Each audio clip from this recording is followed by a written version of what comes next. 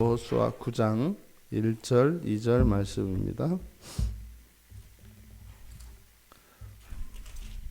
우리 같이 한 목소리로 함께 읽겠습니다. 이 일 후에 요단 서쪽 산지와 평지와 레바논 앞 대해 연안에 있는 헷 사람과 아모리 사람과 가나안 사람과 브리스 사람과 히위 사람과 여부수 사람의 모든 왕들이 이 일을 듣고 모여서 일심으로 여호수아와 이스라엘에 맞서서 싸우려 하더라. 아멘. 이제는 여호수아와 이스라엘이 요단강을 건너 가나안 땅에 들어온 이후에 일어났던 일련의 사태들, 여리고성을 정복하고 또 아이성을 정복하고 또 이제 에발산에서 언약을 맺는 이런 장면들, 이 이스라엘 백성들에 대한 소문이 이제 가나안에 퍼졌습니다. 그래서 그 이스라엘 사람들로 인해서 가나안 땅에 일어난 변화를 이야기하고 있습니다. 지금 9장에서는 그래서 이스라엘에 대한 가나안 족속들의 대응을 보여주고 있는데, 한편은 적극적으로 대항하여 싸우고 또 다른 사람들은 이제 이스라엘에게 굴복을 하고 살아남기 위하여 이제 또 이스라엘과 평화를 맺으려고 하는 이런 다른 반응들이 나타납니다. 근데 이제 첫 번째 나타난 반응은 일심으로 연합하여서 이스라엘과 싸우려고 하는 움직임을 거론하고 있습니다. 지금 1절에서 요단 서쪽 산지, 평지, 그리고 대해 연안, 이것은 요단강 서쪽의 가나안 땅, 모든 땅을 이야기합니다. 우리나라 삼천리반도, 금수강산, 백두에서 한라까지 이렇게 이야기하는 것처럼 가나안 땅 전체, 그 영토 전체를 가리키는 표현입니다. 그리고 헷사람, 아모리 사람, 가나안 사람, 브리스 사람, 히위 사람, 여부수 사람, 지금 이제 6 족속이 나와 있는데, 이제 후에 가면 가나안을 대표하는, 가나안의 모든 족속을 대표하는 7 족속을 이제 이야기합니다. 거기에 이제 지금 이제 기르가스 족속만 빠져 있는데, 이제 가나안의 후기 사회로 들어가면 이제 기르가스 족속이 영향력이 커지면서 가나안을 대표하는 한 족속이 됩니다. 근데 지금 여기에 거론하고 있는 이 족속들은 가나안의 모든 족속들, 이런 의미로 이해하시면 됩니다. 그러니까 지금 가나안 땅 전체, 그리고 가나안 땅에 살고 있던 모든 족속들이 연합해서 이제 여호수아와 이스라엘을 대항하여 일전을 벌이기로 했다라고 하는 내용입니다. 지금 이렇게 요단강 가나안 땅에 있는 이런 모든 족속들이 연합하여 이제 전쟁을 벌이기로 한 그 이유, 그것을 이 일 후에라고 1절에서 밝힙니다. 여기서 이 일이 가리키는 것이 무엇일까? 첫 번째로는 이스라엘 백성들의 여호와와 함께 이스라엘 백성들이 이 땅에 들어와서 가나안 땅을 정복하기 시작한 사건입니다. 그러니까 여호와 하나님에 대해서는 이미 우리가 여리고 싸움에서 가나안 족속들이 이미 알고 있었다는 사실, 그리고 몹시 두려워하고 있다는 사실. 그래서 고대의 전쟁에서 신들의 전쟁이기 때문에 여호와 하나님을 이길 수 있는 신을 모시는 족속이 없었습니다. 그러니까 자신들은 필시 패하게 될 것이다 라고 하는 이런 확신이 있었던 거죠. 그러던 차에 이제 하나하나 넘어가는 겁니다. 여리고성도 넘어갔고 아이성도 넘어갔고, 그러니까 이 소식을 들으니까 이제는 최후의 발악을 하게 되었다는 거죠. 그러니까 여기서 이 일이 가리키는 것은 이스라엘의 점령을 이야기하는 겁니다. 이스라엘의 공격. 근데 그것이 이제 가만히 있으면은 뭐 멸절을 면할 수 없는, 그냥 멸망당할 수밖에 없는 상태, 이런 상태였다는 거죠. 그런데 어쨌든 아이성 싸움이 끝나고 난 이후에 이들은 다 함께 모여서 연합군을 만들었다는 겁니다. 그러니까 이대로는 죽을 수 없다, 뭐 이런 거겠죠. 어쨌든 우리가 한번 싸워봐야 되겠다.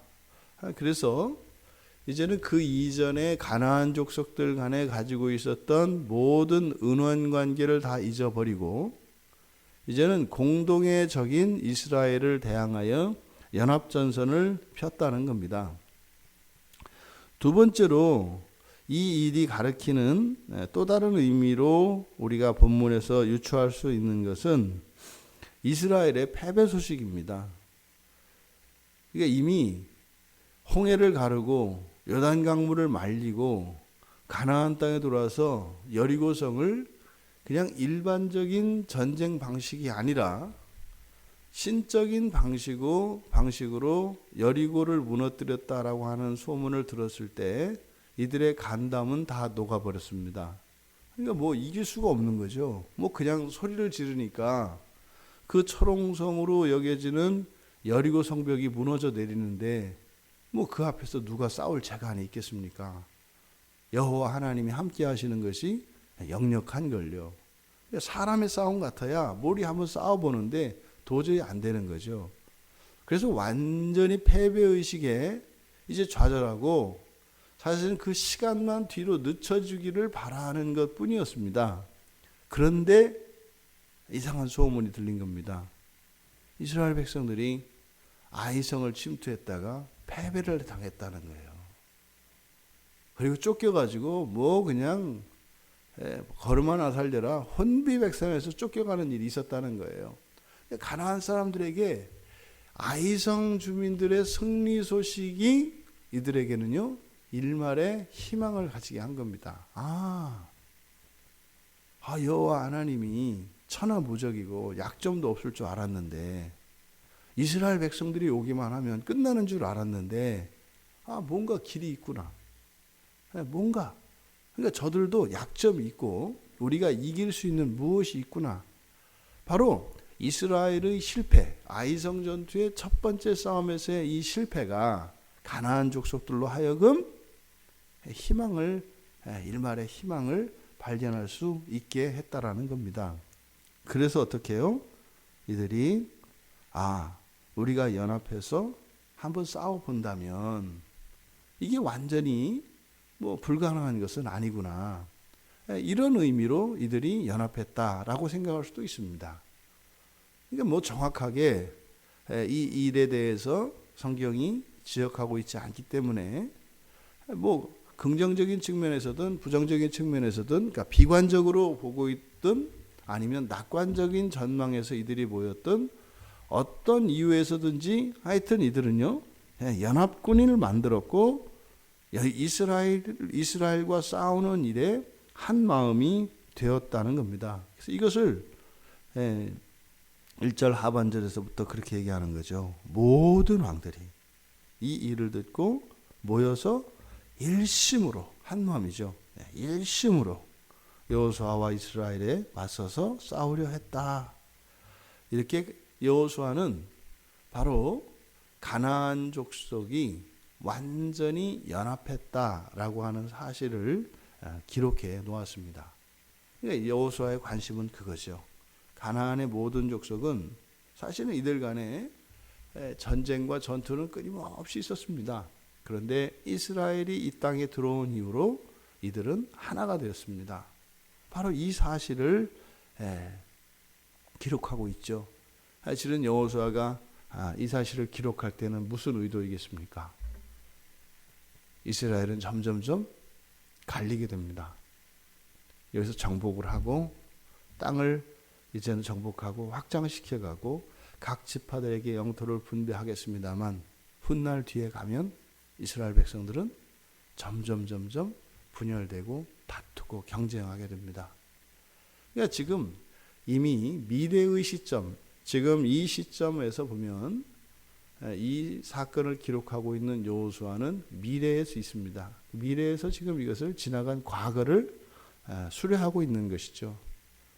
그러니까 이 가나안 족속들의 연합하는 그것은 사실은 오히려 12지파가 분열되고 갈라지는 현실 속에서 오히려 이들 가나안 족속에서 일어난 이런 연합의 사건이 아픔으로, 자신들의 아픔으로 다가오고 있는 거죠.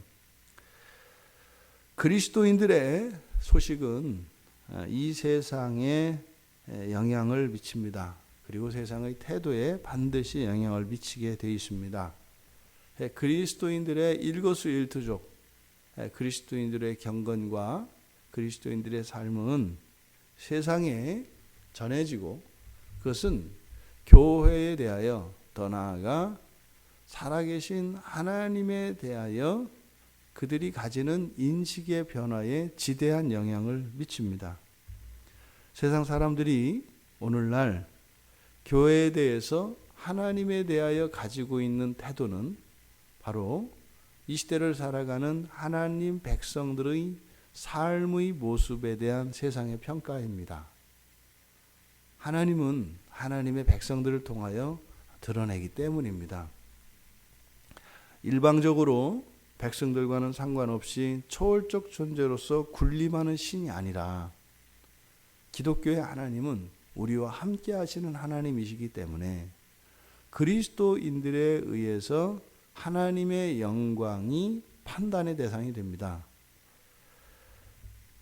오늘날 세상 사람들이 예수 그리스도를 또 성삼위 하나님을 우습게 안다면 그것은 하나님을 우습게 아는 것이라기보다는 우리 그리스도인들의 삶 속에서 드러나는 영광의 빛이 희미한 것을 반증합니다. 그래서 그리스도인들은 우리들이 이 세상에 나갈 때 세상이 어떻게 하는가를 우리가 알아야 하는데 여호수아는 모든 가나안 족속이 대동단결하여 연합전선을 편다. 그러면 그리스도인들은요, 그리스도인이 아닌 이 세상 모든 사람들은 기독교에 대하여 연합전선을 편다는 겁니다. 불교, 무교, 이런 무속 신앙 할 것 없이 기독교를 제외한 모든 이들은 연합전선을 펴니다. 잊으시면 안 됩니다.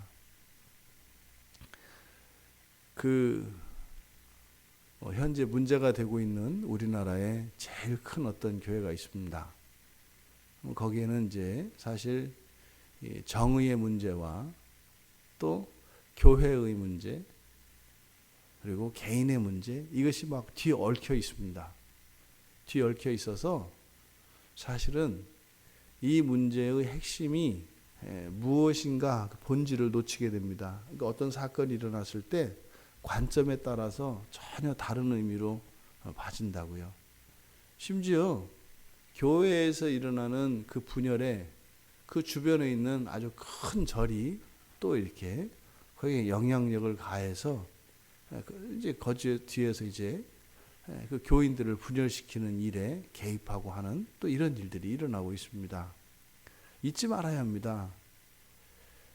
이 세상을 굳이 편가르기를 한다면 기독교인과 비기독교인 이렇게 둘로 나뉘는 겁니다. 무신론자도 비기독교인이고 타 종교인도 비기독교인입니다. 사람에 대해서 우리가 차별을 하고 배타적인 태도를 취하라는 게 아닙니다.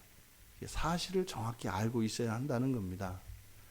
세상은 교회와 대치하는 대적 관계에 있습니다. 그래서 교회가 이 세상에서 살아갈 때 반드시 단결해야 되는 거예요. 사실은 교회는 본질적으로 하나입니다. 단결을 넘어서 교회는 머리 대신 예수 그리스도 안에서 한 몸으로 연합된 존재죠. 이게 우리들의 정체성이에요. 우리 몸이 이렇게 통제가 되지 않아가지고 사지가 그냥 벌벌벌 떨리면서 그저 정말 통제되지 못해서 내 손이 나의 의지와 상관없이 떨리고 이게 움직여서 내 몸을 칠지라도 우리는 한 몸입니다. 이걸 잊으면 안 됩니다. 아무리 정상적인 몸을 가지고 있어도 우리의 사고가 이 사지가 분리된 것처럼 우리가 사고한다면 그것은 있을 수 없는, 그리고 일어날 수 없는 것을 생각하는 거죠. 교회는 하나입니다. 모든 기독교인은 더군다나 이렇게 공간만이 아니라 시간을 초월해서도 모든 그리스도인은 하나입니다. 이것을 잊어서는 안 됩니다. 근데 끊임없이 여호수아가 이끌고 있는 이스라엘 백성들 안에 이런 우상과 그리고 거짓 지식과 이런 적들이 안에 들어와서 끊임없이 분열을 일으키고 이간질을 합니다. 그래서 분열을 시킨다고요. 급기야는 개인 대 개인으로 분열시키고 더 나아가서는 한 개인 안에서조차 이 죄에 의해서 안과 밖으로 분리가 일어난단 말이죠. 그러니까 세상은요, 끊임없이 가르려고 하는 힘입니다. 근데 교회는요, 이것이 안으로 하나 되게 하는 힘입니다. 분열시키고 가르려고 하는 힘과 연합시키고 하나로 만들려고 하는 힘, 이것이 교회와 세상이라고 하는 현실인 것입니다.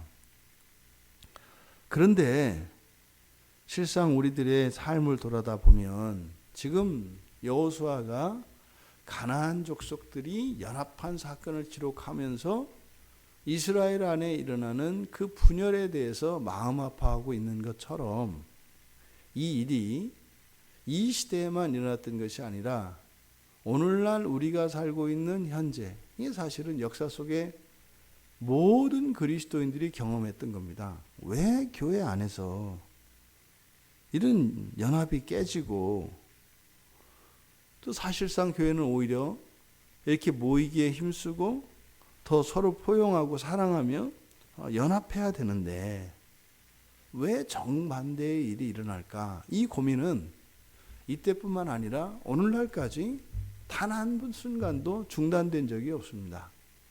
이런 일과 이런 현상들은 계속되어 왔습니다. 이 부분은 우리들 각자가 답을 찾아야 합니다. 이것은 가르쳐지는 것이거나 이것이 뭐 그렇게 저절로 알아지는 이것이 아니라 왜 그럴까라고 하는 이 고민과 그리고 그 답을 구하는 그런 간절한 기도에 하나님께서 우리들의 정신을 바꿔주시고 그 문제의식이 무엇인지를 우리들 스스로 찾아내야 합니다. 그 답이 무엇인지 말입니다. 그러지 않으면 우리들 스스로가 바로 그 일에 기여하게 되고 나 자신이 교회를 분열시키는 그 자리에 서 있다고 하는 사실을 깨닫지 못합니다. 교회 안에서 온갖 명분을 세워서 교회를 분열시키는 사람들이 있습니다. 그 사람들이 다 틀렸을까요? 그렇지 않습니다. 근데 교회 안에서 우리가 추구해야 되는 가장 큰 가치, 가장 우선해야 되는 가치, 그것이 무엇일까요? 그것에 대해서 여러분 각자가 여러분들이 어떤 가치관을 가지고 있는지 여러분 스스로 점검하셔야 합니다. 성경은 분명히 이야기합니다. 하나 되는 것입니다. 하나 되는 것. 이거는 성경의 얘기고. 근데 여러분들이 여러분의 가장 우선적인 가치가 어디에 있는가, 이것을 여러분 스스로 알아내셔야 합니다. 사실은 그것이 오늘 현재의 여러분 인생을 만들어냈고 앞으로도 그것이 여러분들의 신앙을 결정하게 될 것입니다. 우리는 이 가치관에 따라서 살아가게 되어 있습니다. 여러분들이 추구하는 가치가 무엇입니까? 여호수아도 그 고민을 했을 겁니다. 우리가 왜 이렇게 정말 애굽에서 노예로 살던 우리가 이 꿈만 같은 이 가나안 땅에서 떵떵거리며 살고 있는데 감사와 찬양과 예배만 있는 것이 아니라 오히려 그 비열함과 비겁함과 하나님 앞에서 이런 불순종하는 패역하는 또 민족과 민족 간에 오히려 애굽에 있을 때는 그래도 같은 형제로서 한 핏줄을 낳은 민족애를 가지고 한 하나님을 섬기며 그 안에도 따뜻한 정이 있었는데 이제는 번듯하게 자기들의 영토를 가지고 살아가는 이 시대에는 왜 우리가 이전보다 더 못한 삶을 살고 있을까? 그 여호수아의 고민은 교회에 대한 고민이고 사실은 하나님께서 지상을 살아가는 모든 성도들에게 갖게 하시는 고민입니다. 그리고 교인들이, 하나님 백성들이 성숙하는 과정에서 반드시 거쳐야 되는 고민입니다. 그런데 더욱 놀라운 사실은 평생 동안 이런 고민을 한 번도 해본 적이 없는 사람들이 대다수라는 거예요. 왜 교회가 하나 되지 못할까? 왜 연합이 안 되는 걸까? 이런 고민에 대한 답을 얻는 것도 쉽지 않은데 그런 고민을 왜 하나? 라고 생각하는 사람들이 대다수라는 거죠. 이것은 영적인 아기들입니다. 영적인 아기들입니다. 우리에 대해서, 교회에 대해서, 하나님의 마음에 대해서 전혀 어떤 의미와 가치를 깨닫지 못하는 것, 영적 아기들입니다. 이 시대는 특별히 어른들을 요구하고 있습니다. 이 시대는 하나님께서 하나님의 교회를 지키고 이 세상을 구원하기 위해서 일신의 즐거움과 안전과 이런 안락을 자유의지로 스스로 포기하고 주님의 마음으로 이 시대를 구원하고 깨우고 살리는 그 일에 참여할 영적인 어른들을 부르고 있습니다. 그것은 영적으로 우리가 깨어나고 성숙한다고 하는 것은 일정 부분 시간이 필요합니다. 그리고 우리들이 알아야 할 것들이 있고 고민해야 할 것들이 있습니다. 하지만 가장 중요한 것은 다윗과 다윗의 어린 소년이었던 다윗이 골리앗을 넘어뜨리고 민족을 구원했던 것을 우리는 기억합니다. 반드시 모든 사람들이 오랜 기간 준비되어야 하는가? 그것은 아니라는 겁니다. 지금 당장이라도 하나님께서 나의 마음을 깨트려 주신다면 우리의 힘은 우리가 가진 무엇이 아니라 하나님의 능력이기 때문에 우리의 정신만 깨어진다면 내 가치관의 우선순위만 바뀐다면 그렇게 이 세상을 살리는 일에 우리의 인생을 멋지게 살아갈 수 있습니다. 그 하나님의 부르심이 우리의 마음속에 울림이 되고 그 울림을 따라 살아가는 우리 모두가 되기를 주님의 이름으로 축원합니다. 살아계신 하나님, 이제 가나안 땅의 모든 족속이 연합하여 이스라엘과 싸우기로 결심하였습니다. 저희들이 살아가는 삶의 현실이 어떠한가 하는 것을 보여주고 있습니다. 하나님, 우리들이 생각하는 세상이 아니라 세상은 교회를 대항하여 일심단결하고 있다고 하는 이 여호수아의 기록을 통해서 우리들이 살아가는 이 현실을 우리가 바르게 판단할 수 있도록 도와주시고 우리들의 가치의 우선순위가 어디에 있어야 하는 것인가를 깨닫게 해주셔서 인생을 헛되이 살아가지 않게 하시고 방향을 잃고 엉뚱한 길로 후회할 수밖에 없는 인생을 살아가지 않도록 은혜를 내려주시옵소서. 감사하며 예수님의 이름으로 기도하옵나이다. 아멘.